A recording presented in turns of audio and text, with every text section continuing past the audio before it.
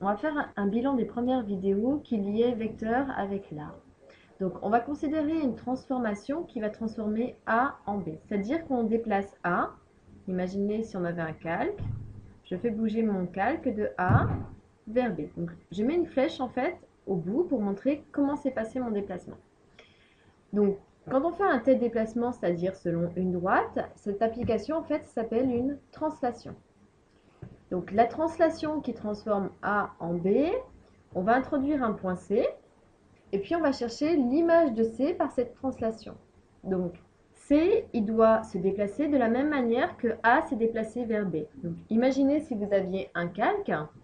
Donc C, il doit se déplacer vers la droite, et selon cette direction, c'est-à-dire selon cette droite ici, c'est-à-dire qu'on va tracer la parallèle à AB passant par C.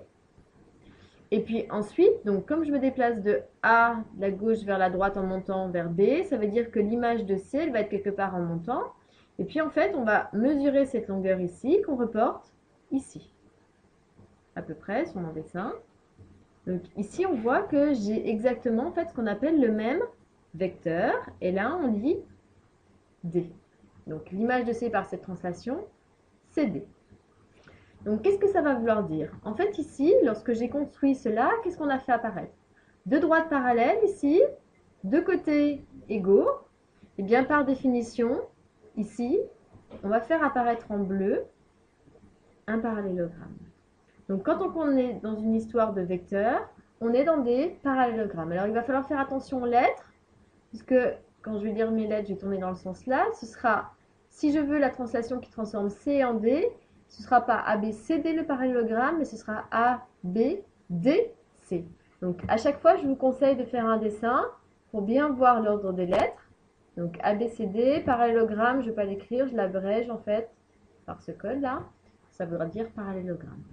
Donc, qu'est-ce qu'on vient de voir?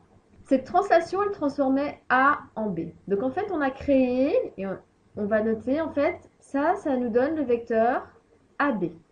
Donc, qui dit vecteur dit flèche. Donc, la flèche, elle se mettra au-dessus. Ici, je vais mettre une double flèche pour pas qu'on confonde. Donc, on met A, ça c'est le point d'origine, c'est le départ. B, c'est le point d'arrivée. Et je mets une flèche au-dessus pour indiquer le sens dans lequel on se déplace. Donc, on fera toujours les flèches de la gauche vers la droite. Donc, on adaptera la lecture de nos points en fonction de ça.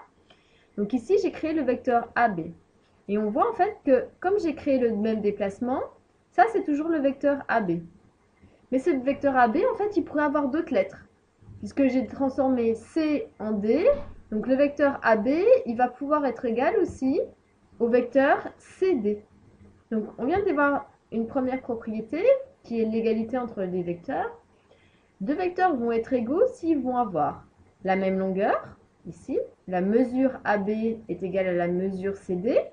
Donc ça va impliquer que la mesure de AB, donc ici, quand on parle de mesure, on met aucune notation.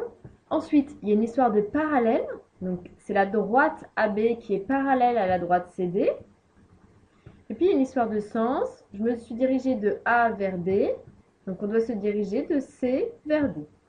Alors, la plus grande confusion au niveau du vocabulaire, c'est la différence entre sens et puis la différence entre direction. Donc, la direction, en fait, c'est la parallèle, c'est l'inclinaison. Donc ici, c'est les directions qui sont parallèles et le sens qui indique de quoi vers quoi je me dirige. Donc en fait, un vecteur, il est caractérisé par une longueur, un sens, je me dirige de A vers B, et une inclinaison qui est comment est positionnée la droite AB. Et donc ici, on a une égalité entre des vecteurs et on voit que si ces deux vecteurs-là sont égaux, alors au niveau des dessins, en fait, j'ai cette propriété qui dit que on a un parallélogramme. Donc on a cette propriété-là, mais on a également une autre propriété parce que ce parallélogramme, il aurait pu être obtenu autrement. Donc essayez de trouver deux autres vecteurs égaux qui pourraient caractériser le fait que ABDC soit un parallélogramme. Donc ici, l'autre caractéristique, c'est je peux regarder ces deux côtés parallèles ici, mais je peux avoir les deux autres côtés ici parallèles. C'est-à-dire que ABDC est un parallélogramme aussi si le vecteur AC, il est égal au vecteur BD. Donc ça, c'est deux propriétés très importantes quand on voudra faire des démonstrations avec les parallélogrammes et avec le vecteur. Dernière petite chose à savoir en fait, c'est si jamais A et B sont confondus.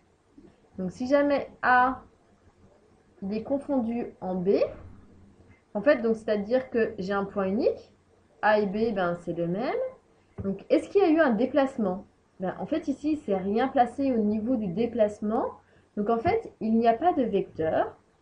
Et ça s'appelle en fait le vecteur nul. Donc il est noté 0 avec une flèche au-dessus. C'est celui qui dit que je n'ai fait aucun déplacement.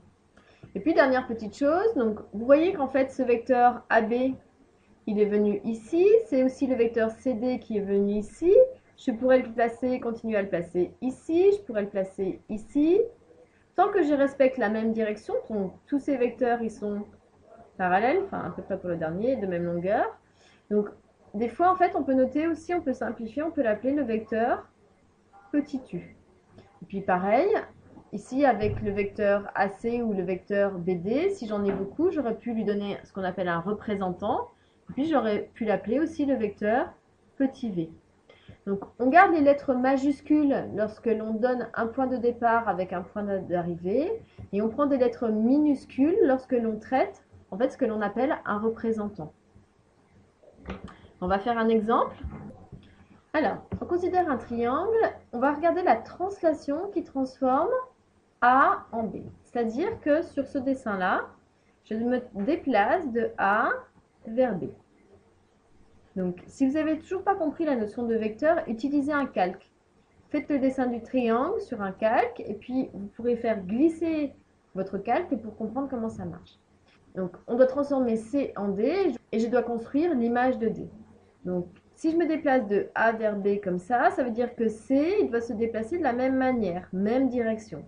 Ça veut dire que si je traçais ici, alors moi je vais le faire à main levée, mais essayez de le faire proprement avec des outils type un réquer ou un compas. Donc là, on a nos deux droites qui sont parallèles. Ensuite, je dois reporter la longueur ici AB.